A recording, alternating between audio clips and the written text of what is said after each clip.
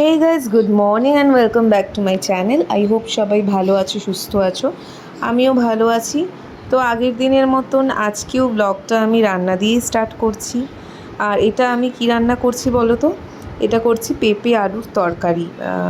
অনেকগুলো পেঁপে জমে গেছিলো, প্রায় 3খানা মতো পেঁপে ঘরে জমে গেছিলো। তো ভাবলাম যে পেঁপে আলুর তরকারি পরের দিন করব। আগের দিন রাতে মামনিকে বললাম যে পেঁপেগুলো কেটে রাখো, তাহলে পরের দিন সকালে তরকারিটা করতে সুবিধা হবে। আর পেঁপে আলুর তরকারি সবাই যেভাবে করে আমিও করেছি, এটা নিরামিষই করেছি, কারণ অমাবস্যা ছিল। অমাবস্যায় তো মামনি নিরামিষ খায় আর রুটি খায়, ভাত খায়। তরকারিটা হয়ে এসেছে, লাস্টে আমি একটু মিষ্টি দিয়ে দিলাম আর ভাজা মশলা দিয়ে দিলাম। ভাজা মশলা দিলে খুব ভালো লাগে নিরামিষ তরকারিতে। আর নিরামিষ রান্নাটা করে ওটাকে আলাদা করে সরিয়ে রেখে এবার আমিষের পালা। মানে আমরা তো খাবো মাছ। ট্যাংরা মাছ এনেছিল আজকে, তো জ্যান্ত ট্যাংরা মাছটাই ভাবলাম করে দিই ফ্রিজে না রেখে। আর কালকের জন্য এনেছে পাবদা মাছ।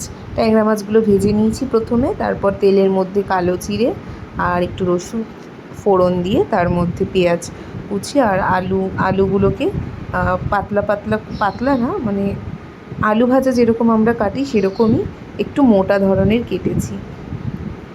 খুব মোটাও না, খুব পাতলাও না, যাতে রান্নাটা তাড়াতাড়ি হয়ে যায়। আমি ট্যাংরা মাছে এইরকমভাবেই আলু দিয়ে থাকি, একটু সরু সরু পাতলা পাতলা করে। তো এইগুলো একটু ভাজা হয়ে গেলে তার মধ্যে দিয়ে দেবো আদা লঙ্কা বাটা আর টমেটো কুচি আর সব গুঁড়ো মশলাগুলো, জিরে ধনে হলুদ লঙ্কা সমস্ত কিছু দিয়ে এবার মশলাটাকে ভালো করে কষিয়ে নিতে হবে আস্তে আস্তে, যাতে আলুগুলোও খানিকটা সেদ্ধ হয়ে আসে।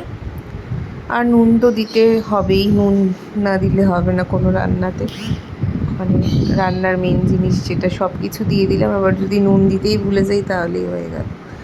এরপর আমি মাছের ঝোলটা যতটুকুনি দেওয়ার দিয়ে দিলাম। আর মাছের ঝোলটাও এখন রেডি হয়ে এসেছে। আলুগুলোকে সেদ্ধ করে নিয়েছি চাপা দিয়ে। আর লাস্টে দিয়ে দিলাম ধনেপাতা। আর আমার আজকে ব্রেকফাস্টে দেখো রুটি আর আলু পটলের তরকারি রান্না করছি। টুকটাক আওয়াজ পাচ্ছি নিশ্চয়ই, আমাদের ওই যে লিকেজ হয়ে গেছে বললাম, সেই লিকেজটা সারাচ্ছে। সব জায়গা থেকেই বলছে লিকেজ হচ্ছে, সেগুলো আজকে সারানো হবে। তো ওই জন্য টুংটাং করে টুকটাক আওয়াজ হতেই থাকবে। তো এখন আমি ব্রেকফাস্ট নিয়ে বসেছি, ব্রেকফাস্টটা করে নিয়ে তোমাদের সাথে আমি কথা বলছি। এখন একটু ব্রেকফাস্ট করে বসলাম, কিছুক্ষণ রেস্ট নিই। আর রান্নাবান্না তো সব হয়ে গেছে আমার।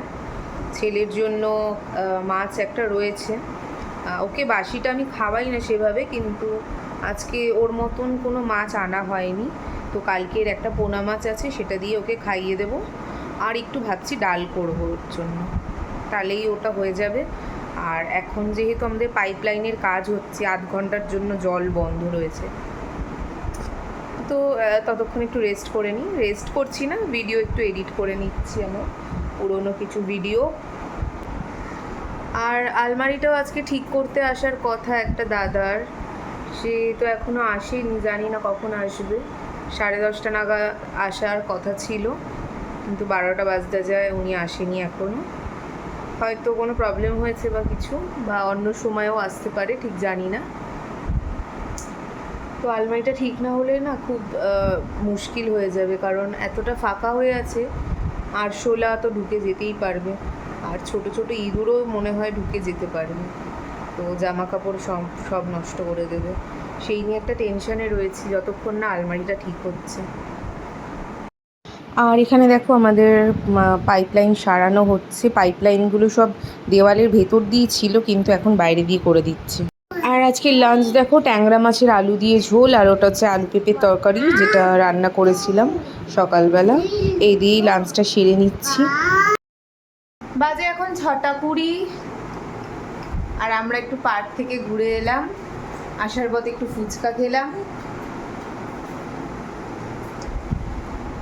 তো এখন একটু, আর ওয়েদারটা এখন বেশ সুন্দর হয়ে গেছে। সারাদিন খুব গরম ছিল, এই 4টের দিকে একটু হাওয়া দিল, ওয়েদারটা এখন মোটামুটি ঠান্ডা। বাবা, তো চলো তাড়াতাড়ি করে চাটা বানিয়ে নিই, আর এনাকেও কিছু স্ন্যাক্সে খাওয়াতে হবে। ও একখানা ফুচকা খেয়েছে, শুকনো ফুচকা। চলো রান্নাঘরে যাই। তুমি কিছু বলবে? কি বলবে? বলে হ্যালো, হ্যালো বলো। হ্যালো।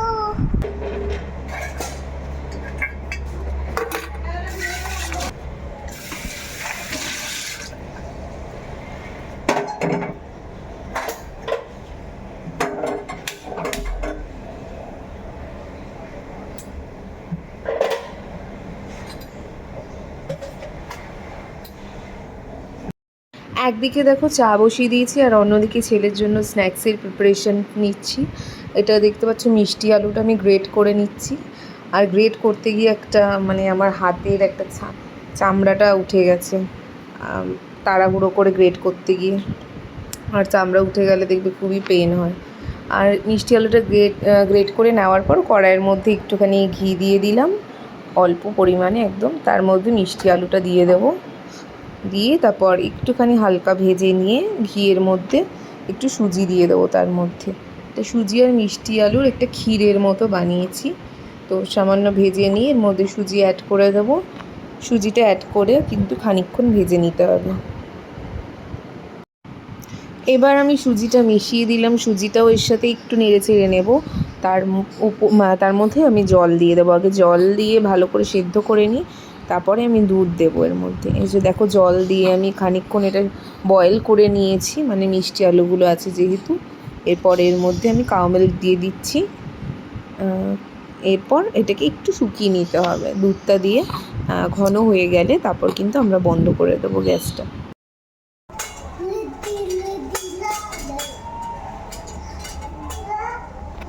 দেখো রেডি হয়ে গেছে। এর ওপর দিয়ে আমি কাজু বাদাম আর একটু পেস্তার গুঁড়ো দিয়ে দিচ্ছি। তোমরা চাইলে সমস্ত ড্রাই ফ্রুটসের পাউডারটাই দিতে পারো, আমি এই দুটোই দিলাম। এর মধ্যে এবার জ্যাগেরি পাউডার দেব।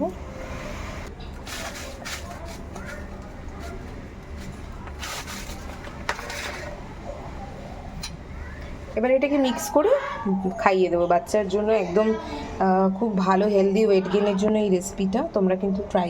ছেলের খাবারও রেডি আর আমাদের চাও রেডি। তো একসাথে আমি চা খাবো আর ওদিকে ছেলেকে খাওয়াবো। আর আলমারিটা সারাতে এসছে দাদাটা, তখন বাজে 6:30, 7টা বেজে গেছে। আর এই আমি পিৎজাটা তোমরা দেখছো, এটা কিন্তু আমার ননদ বানিয়েছে, আমার বড় ননদ। ও সবে ক্লাস 10-এ পড়ে, কিন্তু মানে খুব ভালো রান্না করতে পারে। খুব ভালো হয়েছিল খেতে, তোমরা দেখেই বুঝতে পারছো আশা করি। আর ডোটা নিজেই বানিয়েছিল, কোনো বেস কিনে আনেনি, পিৎজা বেস। তো আমি দেখাচ্ছি কীভাবে ও বানালো। তো ডোটা তো আমি আগে মেখে নিয়েছিল, ইস্ট দিয়েছে। তো সেটা আমি পরে তোমাদেরকে একটা শর্টসের রেসিপিটা দিয়ে দেবো। আর এর মধ্যে দেখো এবার একটু ফুটো ফুটো করে নিতে হবে কাঁটা চামচ দিয়ে। আর তার উপরে পিৎজা পাস্তা সসটা দিয়ে দিতে হবে। তারপর সসটা দেওয়ার পর ও একটা মশলা রেডি করেছিল, সেইটা হচ্ছে তোমার পনির দিয়ে। সেই সমস্ত কিছু ডিটেলসে আমি একটা শর্টসে দিয়ে দেবো। তো এই সসটা ভালো করে মাখিয়ে নিয়ে এর ওপরে দিয়ে দেবে মেয়োনিজ। এর মধ্যে দিয়ে দিচ্ছে মেয়োনিজ আর টমেটো কেচাপ দিয়ে এবার এটাকেও একটু স্প্রেড করে নিতে হবে ভালো করে। আর পিৎজাতে হচ্ছে মেন জিনিস হচ্ছে চিজটা তোমরা যত বেশি দিতে পারবে পিৎজার টেস্ট কিন্তু ততই ভালো হবে। আর এটা বাইরের কেনা পিৎজার থেকে আমি বলবো 1000 গুণে ভালো খেতে, এবং মানে সস্তায়ও হয়ে যায় বাইরের থেকে।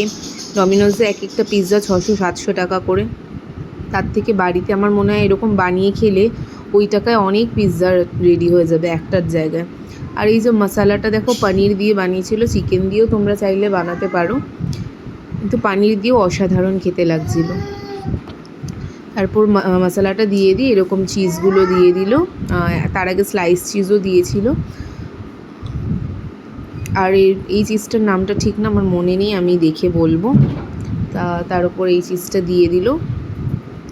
আর ব্যাস এবার ওটিজিতে করেছিল। এটা কিন্তু আভেনেও করা যেতে পারে, সেটা আমি তোমাদেরকে বলে দেবো পরে কীভাবে আভেনে করবে।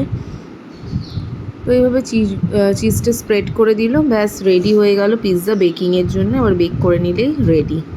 আর ওটিজিটা প্রিহিট করে নিতে হবে অবশ্যই। ডিরেক্ট ফট করে পিৎজাটা বানিয়ে ঢুকিয়ে দিলে কিন্তু হবে না, ওটিজিটা আগে প্রিহিট করে নিতে হবে। 10 থেকে 15 মিনিটসও করেছিল, 20 মিনিটস করেছিল, 10 থেকে 15 মিনিটস করলেও হয়। তারপরে 40 মিনিটসের জন্য বোধহয় দিয়েছিল, এটা আমি ঠিক জানি না, জেনে আরেকবার বলে দেবো। আর এখানে আমাদের আলমারির অবস্থা দেখো, সমস্ত কিছু আলমারি থেকে জামা কাপড় বের করে বিছানায় রাখতে হয়েছে। প্রথমে আমার হাজবেন্ড বললো যে না, কিছু জামা কাপড় বের করতে হবে না, তো দেখতেই পাচ্ছ কী অবস্থা হয়েছে। আর দেখো 11টা 10 বাজে, আমি এখন বসেছি ডিনার করতে। ডিনার করে এখনও অর্ধেক কিছু জামা কাপড় দেখো বাকি রয়েছে, এখানে জড়ো করে রেখেছি, সেগুলো ডিনার করে গোছাবো। আর ছেলেকে ঘুম পাড়িয়ে দিয়েছি, এগুলো সব গুছিয়েই রাত্রিরে শুতে হবে। আর ব্লগটা আমি এখানেই তাহলে এন্ড করছি, তোমাদের সাথে আবার দেখা হচ্ছে নেক্সট ব্লগে। টাটা।